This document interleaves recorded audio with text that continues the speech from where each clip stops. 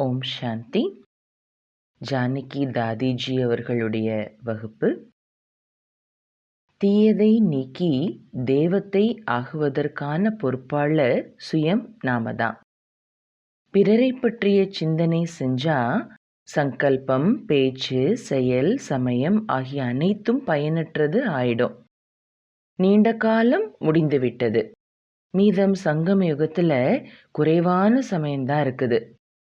வீட்டுக்குச் செல்வதற்கான சமயம் வந்துடுச்சு. அதற்கு முன்னர் 8 சக்திகள், 12 குணங்கள் நம்முடைய வாழ்க்கையில வந்துடணும். பாபா நம் அனைவருக்கும் அவ்வளோ பால்னா கொடுத்திருக்கிறார், படிப்பு மற்றும் பிராப்தி கொடுத்திருக்கிறார். அதனால நாம் அதன் உதாரணமாக ஆகணும். நாம் கள்ளம் கபடமற்ற பாபாவிற்கு கொடுப்பது என்ன, பெறுவது என்ன?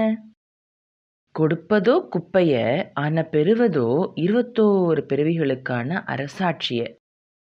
சிவபாபா எப்படி கள்ளம் கபடமற்றவரா இருக்கிறாரு என்பதை அவர் பிரம்மா பாபா மூலமா பிராக்டிக்கல் காட்டியிருக்கிறார்.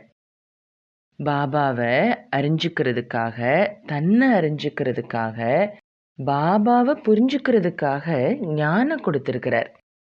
பிறகு கர்மங்களின் ஆழமான நிலை என்ன என்பதையும் புரிய வச்சிருக்கிறார். ஒவ்வொருவரும் தனக்குத்தானே பொறுப்பாளர். பழைய கர்மங்களின் கணக்கு என்ன உள்ளதோ அதை நீங்களே அழிக்கணும்னு பாபா புரிய வச்சிருக்கிறார். என்ன செய்யணும், என்ன செய்யக்கூடாது என்பதை பற்றிய ஞானமும் பாபா கொடுத்திருக்கிறார். அதன் அனுசாரம்தான் நடக்கணும். இதற்கான பொறுப்பாளர் நாம தான். நாம நம்மை மாற்றணும். இவங்க முதல்ல மாறட்டும், அவங்க முதல்ல மாறட்டும்னு சிலர் இந்த சிந்தனையில தன்னை மாத்துறத மறந்துடுறாங்க. பாபா தீயதை சிந்திக்காதன்னு கற்றுக் கொடுத்திருக்கிறார். எல்லா தீயதும் நம்மை விட்டு விலகணும். நாம ஏஞ்சல் ஆகணும். இதற்கான பொறுப்பாளர் நாம தான். யாரை பற்றியாவது சிந்திச்சுக்கிட்டு இருந்தோம்னா சங்கல்பம், பேச்சு மற்றும் கர்மா எல்லாமே பயனற்றதாக ஆகிட்டதாக அர்த்தம். விகாரங்கள் மீது வெற்றியடையணும். சங்கல்பம், பேச்சு, கர்மம், சமயத்தை வெற்றியுடையதாக ஆக்கணும். ஒருவேளை இப்ப விகாரங்கள் கிட்ட தோல்வி அடைஞ்சிட்டா பக்தி மார்க்கத்துல தேவதைகளுக்காக மாலை கட்டுபவராக ஆக வேண்டியதாயிடும்னு பாபா புரிய வச்சிருக்காங்க. 84 ஜென்மங்களை பற்றி சிந்திக்கணும். என்ன நாம பேசுறோமோ, கர்மா செய்கிறோமோ அதுல எவ்வளோ வருமானம் கிடைச்சிட்டு இருக்குது அப்படின்னு தன்னுடைய கர்மங்களின் நிலையை தெரிஞ்சுக்கணும். பாபாவுக்கு நம்ம மேல எவ்வளோ கருணை இருக்குது பாருங்க. நம்முடைய கல் புத்தியை தங்க புத்தியா மாத்திடுறார்.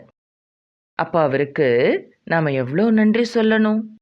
நம்முடைய தொடர்பு மூலமா இரும்பு கூட தங்கமாகும் அளவுக்கு பாபா நம்மை தங்கம் ஆக்கிடுறார். இப்ப இரும்பை தங்கம் ஆக்கக்கூடிய பாரஸ் ஆகணும்.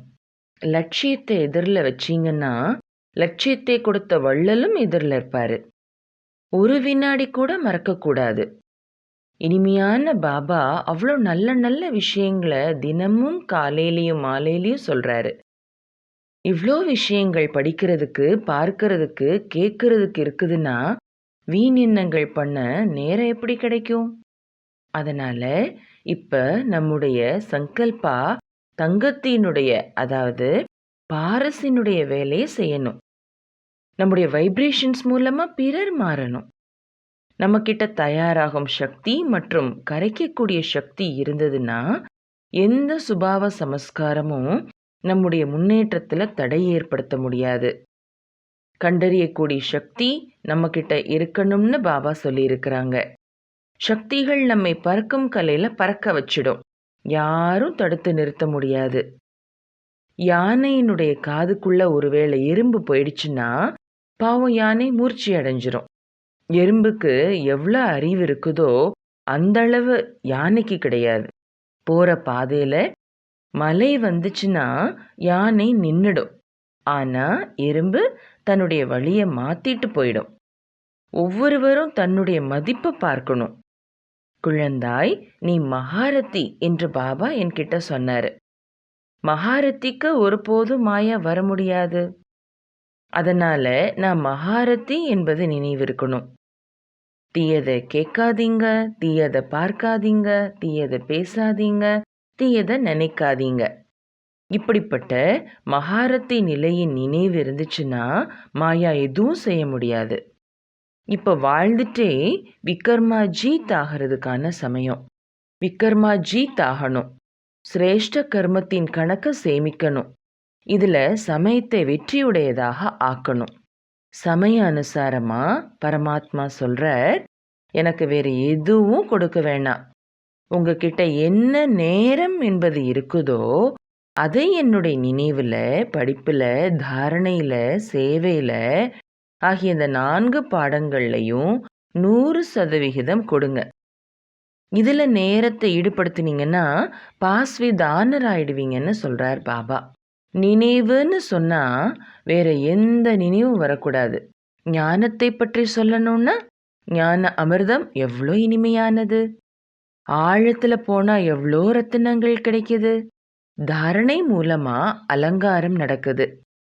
தாரணைன்னா பாபாவை பார்க்கணும், பாபாவை பின்பற்றணும்.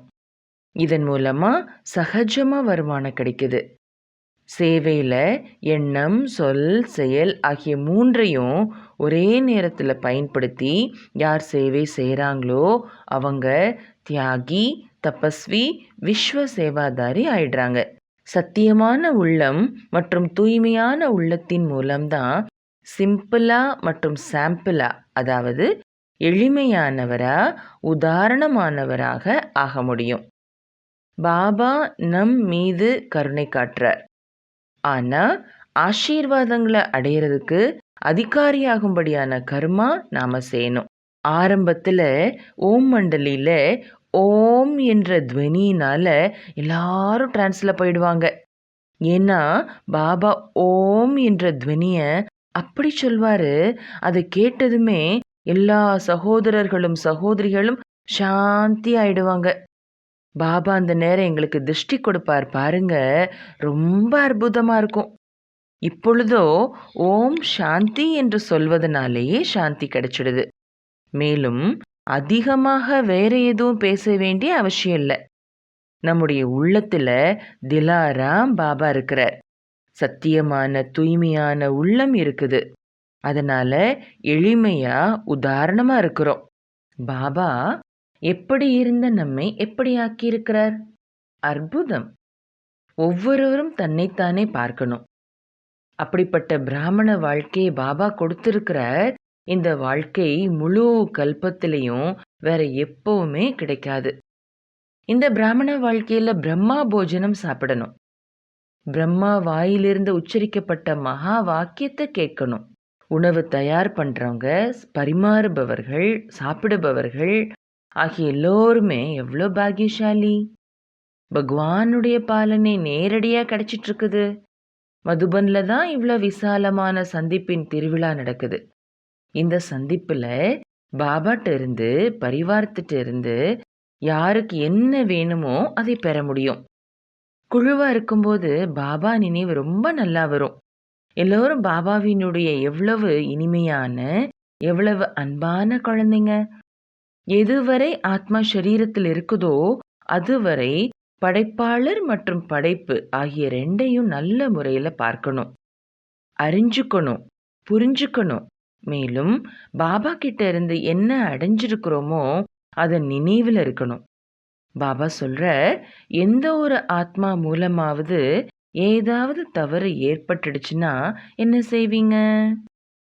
பிறருடைய தவறை பார்க்கக்கூடாது அப்படின்னு பாபா சொல்லியிருக்கிறார். அப்போ வேற என்ன பார்க்கணும்? அவர்களுடைய குணங்களை பாருங்க. பிறருடைய அவகுணம் உள்ளத்துல பதியாத அளவுக்கு அவங்க குணத்தை பாருங்க.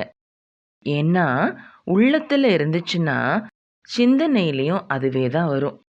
அதனால மன்மனாபவ, என் ஒருவரை மட்டும் நினைவு செய்யுங்க என்று பாபா சொல்றார். இது எவ்வளோ நல்ல விஷயம். சத்யுகத்துல லௌகீக தந்தை இருப்பாரு. ஆனா இங்க எல்லாருடைய அலௌகீக பாபா இருக்கிறாரு. என்னுடைய பாபா என்று சொல்றதுல எனக்கு குஷி ஏற்படுது. நீங்க எல்லோரும் என்னுடைய பாபான்னு சொல்லுங்க.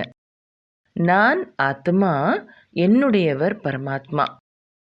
பரமாத்மா என்னுடையவர்னா நான் என்ன செய்யணும்? பாபா சொல்றாரு, ஒண்ணுமே செய்ய வேண்டாம். ஆனா சதா சாந்தியா 5 விரல்களை சேவையில ஈடுபடுத்துங்க. 5 விரல்கள் சமமா இல்ல. ஆனா 5 விரல்களையும் சமமா பார்க்கணும். திருஷ்டி, ஸ்மிருதி, விருத்தியில வித்தியாசம் வரக்கூடாது. இதுதான் நினைவு. இப்படி நினைவில் இருக்கிறதுக்கான விதிய பாபா அவ்ளோ நல்லா சொல்லிக் கொடுத்திருக்கிறார். அதனால சதா பாபாவை தவிர வேற எதை பற்றியும் பேச வரமாட்டேங்குது. நான் என்ன பண்றது? குஷி எல்லார்கிட்டயும் இருக்குது. திருப்தி இருந்தா குஷி இருக்கும். குஷி இருந்தா திருப்தி இருக்கும். இப்ப நம்ம கிட்ட உண்மையான உள்ளம் இருக்குது. சுகம், சாந்தி இருக்குது. இது 3ம் நல்ல முறையில வாழ்க்கை யாத்திரைய வெற்றிகரமானதாக ஆக்கிக்கிட்டு இருக்குது.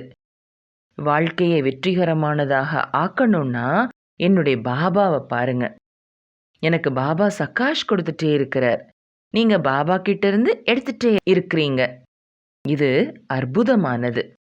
உள்நோக்கு முகமுடையவராக ஏகாந்தவாசியாக ஆகி சாந்தி தாமம் செல்வதற்கான சமஸ்காரத்தை உருவாக்குங்க.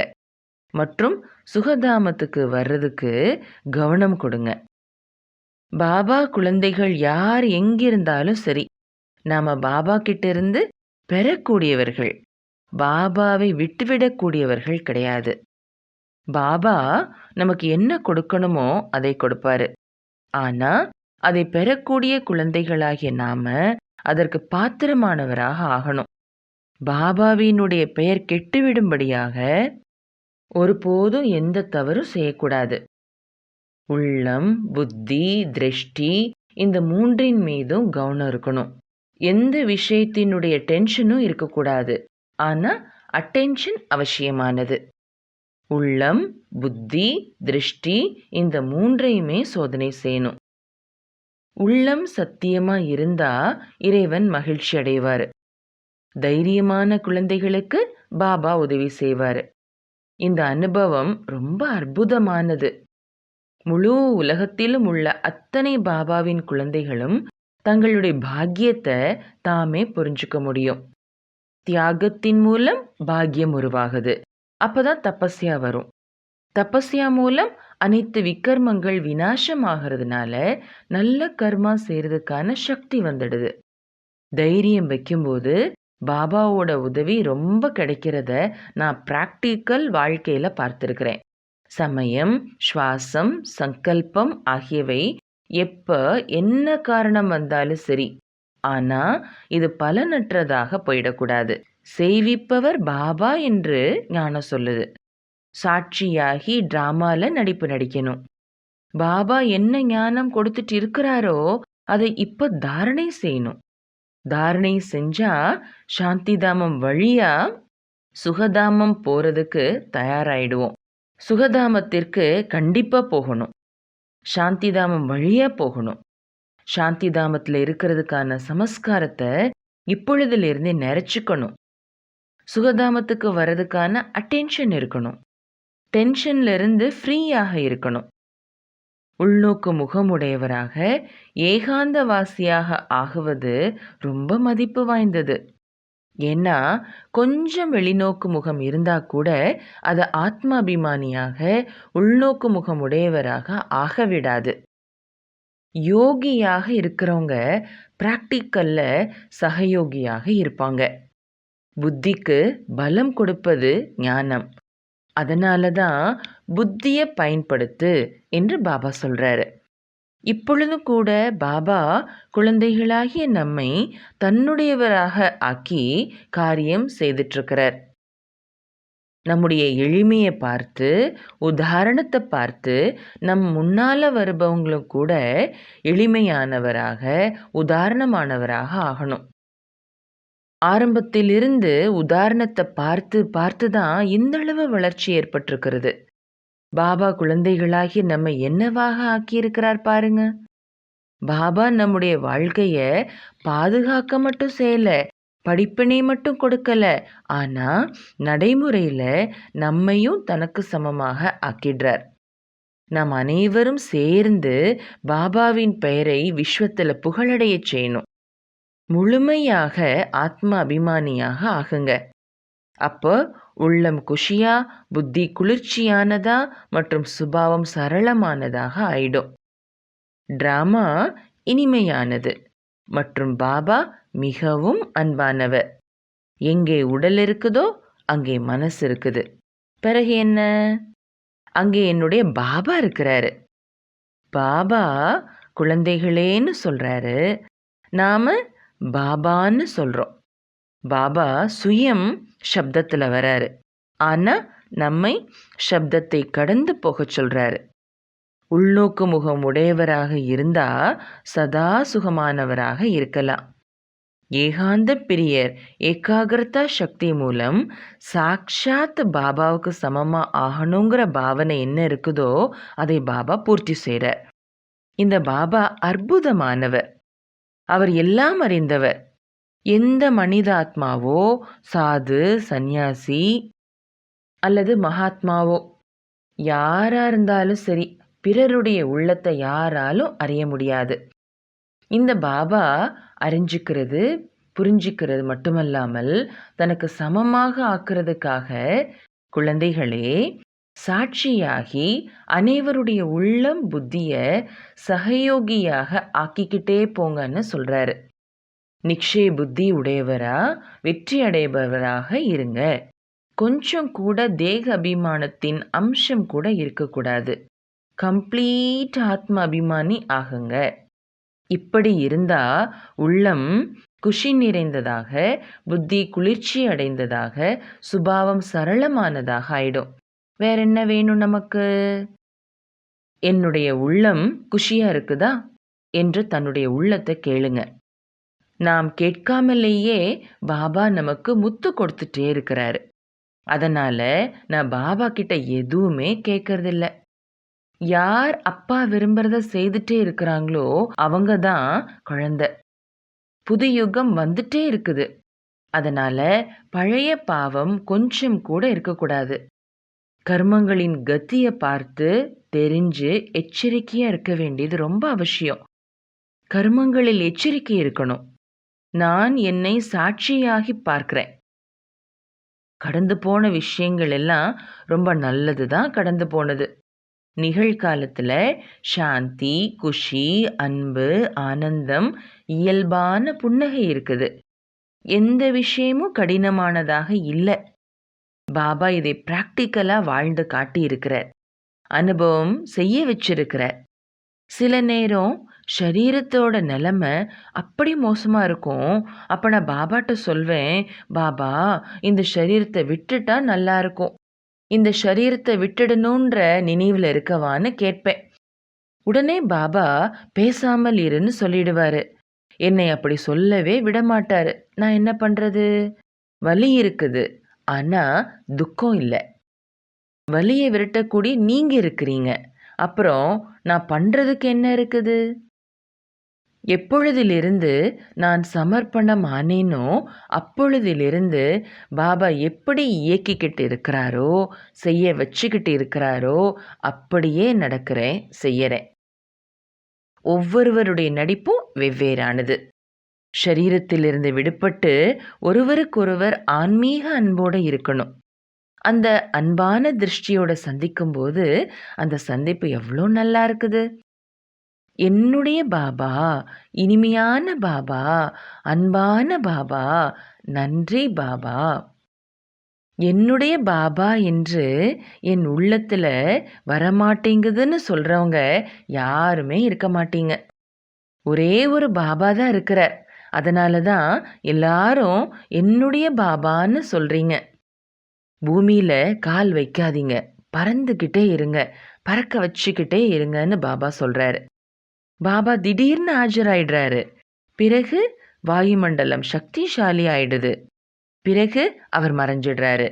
சாந்திய பரப்பி சக்தி கொடுத்துட்டே இருக்கிறாரு. சங்கம யுகத்துல பிராக்டிக்கலா பாபாவினுடைய சக்தி தான் இயக்கிக்கிட்டு இருக்குது. உள்ளத்துல குஷியின் சக்தி நன்றாக இருக்குதுன்னா நம்முடைய இறுதி நிலை நன்றாக இருக்கும். இது கேரண்டி. ஆனா இப்போ அனைத்திலிருந்தும் விடுபட்டவராகி அனைத்தையும் செய்ய வேண்டும். அனைத்திலிருந்தும் விடுபட்டவராக பாபாவுக்கு அன்பானவராக இருக்கணும். நாம் எதிலும் மாட்டிக்கொள்ளாதவாறு பகவான் நம்மை காப்பாற்றிவிட்டார். அதனால தான் நன்றி பாபா என்று நாம் சொல்றோம். பாபா எந்த குழந்தைக்கு ஜென்மா கொடுத்திருக்கிறாரோ அவர்கள் எல்லோருமே ரொம்ப நல்ல, உண்மையான, பக்காவான குழந்தைங்க. எல்லோரும் நல்ல முறையில் அவரவர் சேவையை பார்த்துட்டு இருக்கிறாங்க. பாபா எப்படி பவித்திரத்தா, அமைதி, அன்பு, குஷி மற்றும் சக்தியை கொடுத்துட்டு இருக்கிறாருன்னு அனுபவம் செய்யுங்க. பாபா சாக்கார முரளியில் கொடுக்கிற படிப்பினைகளை குழந்தைகள் நாம தாரணை செய்திருக்கிறோம். தாரணை செய்து ராஜயோகி, சகஜயோகி, கர்மயோகி, எவ்வளோ நல்ல யோகிகளாக ஆகியிருக்கிறோம். அப்படிப்பட்ட யோகிகளை பார்க்கும்போது அற்புதமான பாபா, அற்புதமான பாபாவின் குழந்தைகள் என்று தோணுது. பாபா உங்களுடையவராக ஆனதுனால அளவிட முடியாத சுகம் கிடைச்சிட்டே இருக்குது. நம் உள்ளம் சுத்தமாக இருந்துச்சுன்னா நாம் என்ன சங்கல்பா பண்ணுறோமோ அதை நடைமுறையில் கொண்டு வர்றது சகஜமாக இருக்கும். ட்ராமாவில் தன்னுடைய பாகத்தை பார்த்து சதா திருப்தியாக இருக்கணும். ஒருபோதும் கோபப்படக்கூடாது. யாருக்கும் துக்கம் கொடுக்கவும் கூடாது, துக்கத்தை வாங்கவும் கூடாது. யாராவது துக்கம் கொடுத்தா கூட அதற்கு பதிலாக அவர்களுக்கு துக்கம் கொடுப்பதை நிறுத்தணும். யார் பாபாவின் பிரியமான குழந்தைகளோ அவங்க ஆஹா பாபா ஆஹா என்று சொல்வாங்க. பிரியமான குழந்தை என்ன நடந்தாலும் ஒய் அதாவது ஏன் ஏன் என்ற கேள்வியில் போக மாட்டாங்க. அதனால் இன்றிலிருந்து ஒய் என்பது கூடாது. அதற்கு பதிலாக ஆஹா பாபா ஆஹா என்று சொல்லணும். நான் யார், என்னுடையவர் யார், நான் என்ன செய்ய வேண்டும் என்ற இந்த ஞானத்தை, அறிவை பாபா கொடுத்திருக்கிறார். புத்திசாலி குழந்தைகள் நான் புத்திசாலி என்று தனது அகங்காரத்தை காட்ட மாட்டாங்க. புத்திசாலி குழந்தைங்க சதா நியமப்படி நடப்பாங்க. பாபா நம் மீது வச்சிருக்கிற நம்பிக்கை மற்றும் அவ்யக்த பாபா கொடுக்கிற பாலனைக்கு நாம் இப்போ நிரூபணம் கொடுக்கணும். என்னுடைய வலது கைப்பக்கம் என்னுடைய பாபா இருக்கிறார், இடது கைப்பக்கம் என்னுடைய பாக்கியம் இருக்குது. அதனால உள்ளம் குஷியா, புத்தி குளிர்ந்ததா, சுபாவம் சரளமா ஆயிடுச்சு. எப்பொழுதாவது புத்தி சரியா வேலை செய்யலைன்னா உடனடியா தன்னுடைய சம்பூர்ணத்தன்மையின் லட்சியத்தை எதிரில் கொண்டு வாங்க. லட்சியம் நினைவுக்கு வந்ததுமே லட்சணம் வாழ்க்கையில வர ஆரம்பிச்சிடும்.